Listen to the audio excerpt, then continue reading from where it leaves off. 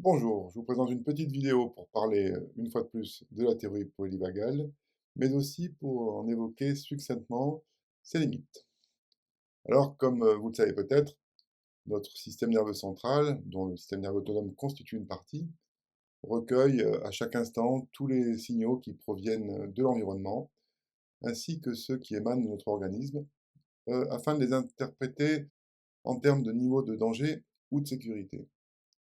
Et à partir de cette interprétation, qu'elle soit pertinente ou incorrecte, c'est l'une des trois branches du système nerveux autonome qui s'active pour déclencher la réponse neurophysiologique, puis émotionnelle, cognitive et comportementale supposée adaptée, c'est-à-dire celle qui nous permet de nous adapter pour maintenir notre homéostasie, c'est-à-dire l'équilibre de nos constantes du milieu intérieur, de notre corps, mais aussi pour assurer notre survie et notre protection.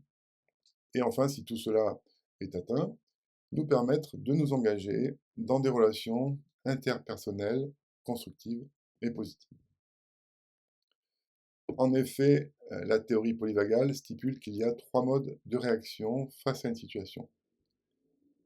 On se connecte aux autres et au monde si notre système nerveux central évalue la situation en termes de sécurité. Dans ce cas, une branche de notre nerf vague, appelée nerf vague ventral ou nerf vague nouveau, nous permet de nous engager dans des relations interpersonnelles ou dans le monde de manière idéale. Stephen Porges, le concepteur de la théorie polyvagale, appelle cela l'engagement social. Et en même temps, cette branche du nerf vague permet de réguler nos fonctions corporelles de la manière la plus optimale possible. Deuxième possibilité, on entre dans une réaction de fuite ou de combat si cette évaluation conclut à un danger potentiel ou réel. C'est une réaction bien connue qui a été étudiée dès la première partie du XXe siècle, qui est sous la dépendance du système nerveux sympathique, et c'est la fameuse réaction fuir ou combattre. Également, le cliché de l'individu stressé, surmené, nerveux, correspond également à une activité de notre système sympathique. Enfin, troisième scénario, si la perception d'une menace vitale, notre vie est en danger, et la conclusion de notre système nerveux central, que celle-ci soit consciente, mais aussi inconsciente, qu'elle soit réelle ou supposée ou imaginaire, alors on s'immobilise, on se coupe du monde et on entre dans une inhibition plus ou moins importante, un effondrement de nos fonctions corporelles, mais aussi psychiques, pouvant aller jusqu'à la syncope. Et ces dernières réactions sont sous la dépendance d'une autre branche de notre nerf vague, appelée le nerf vague dorsal ou vague ancien, qui est la branche la plus primitive de notre système nerveux autonome. Alors ces réactions sont en réalité un peu plus complexes et nuancées par rapport à ce modèle initial de Stephen Porges, mais il n'y a pas lieu de les préciser davantage ici. Dans tous les cas, cette évaluation inconsciente, effectuée à chaque instant par notre système nerveux central, s'appelle la neuroception, et elle précède toute perception consciente. Cette neuroception automatique, qui a une base purement neurologique, est pourtant éminemment subjective, car elle est soumise à toutes les distorsions, qui dépendent des conditionnements de notre système, de la manière dont il s'est construit, des conditionnements brutaux créés à l'occasion d'un trauma émotionnel, par exemple, ou les conditionnements insidieux, progressifs, imprimés dans la structuration de l'individu depuis sa naissance. Et là, on fait référence aux traumas complexes et aux troubles de l'attachement. La théorie polyvagale a montré l'importance de la corrégulation entre les individus en général et dans le cadre thérapeutique en particulier. Cette corrégulation fait référence à toutes les modalités de communication inconsciente automatique qui existent entre les systèmes nerveux autonomes des individus qui sont en relation. Chaque branche du système nerveux autonome, vague ventrale, sympathique, vague dorsale, lorsqu'elle est activée, parfois même suractivée, entraîne une variété de signaux spécifiques, propres à chacune d'entre elles, et qui affectent le fonctionnement du corps, de certains organes, la manière dont nos muscles s'animent, et cela d'ailleurs est très évident à lire sur le visage, notre manière de respirer et bien d'autres choses. Certaines de ces réactions sont évidentes et d'autres beaucoup plus discrètes. Mais les signaux émis par le système nerveux autonome d'une personne sont captés inconsciemment par le système nerveux autonome de l'interlocuteur. Et cela entraîne une influence, une résonance et des conséquences.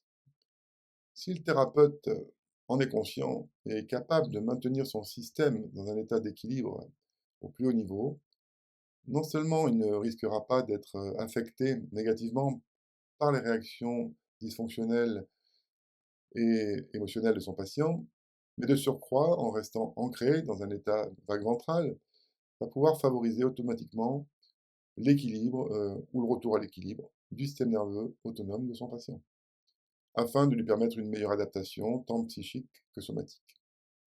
C'est ce que les psychothérapeutes appellent maintenir le patient dans sa fenêtre de tolérance, ou peut-être même élargir la fenêtre de tolérance.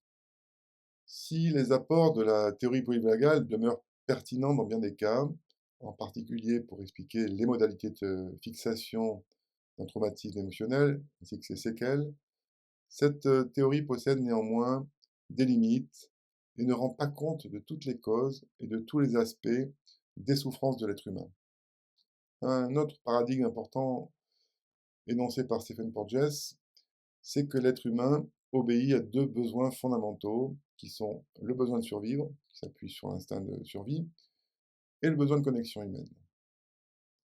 Et ce besoin de survie, avec le temps, s'est confondu plus largement avec le besoin de sécurité, dont presque tous les thérapeutes parlent et qui est devenu la quête de très nombreuses personnes. Nous pouvons tous identifier ces besoins en nous, et c'est pourquoi la théorie polyvagale est devenue un modèle extrêmement répandu, voire très à la mode, qui semble, en apparence, couvrir tout le champ du fonctionnement humain et toutes ses problématiques.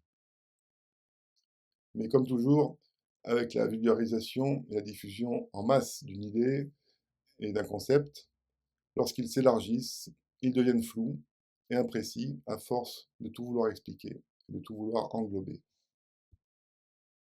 Si l'on considère les fondements neurologiques sur lesquels Stephen Porges s'est appuyé pour élaborer sa théorie, le besoin de sécurité dont il parle ne concerne que notre organisme, notre corps physique. C'est vraiment l'instinct de survie. C'est d'ailleurs à cette fin qu'au cours du développement des espèces, notre système nerveux autonome s'est construit pour nous permettre de nous adapter à l'environnement, de réguler nos fonctions corporelles dans le but de survivre autant que possible. Donc on ne peut pas extrapoler ce mode de réponse et d'adaptation à toutes les dimensions du fonctionnement psychique humain.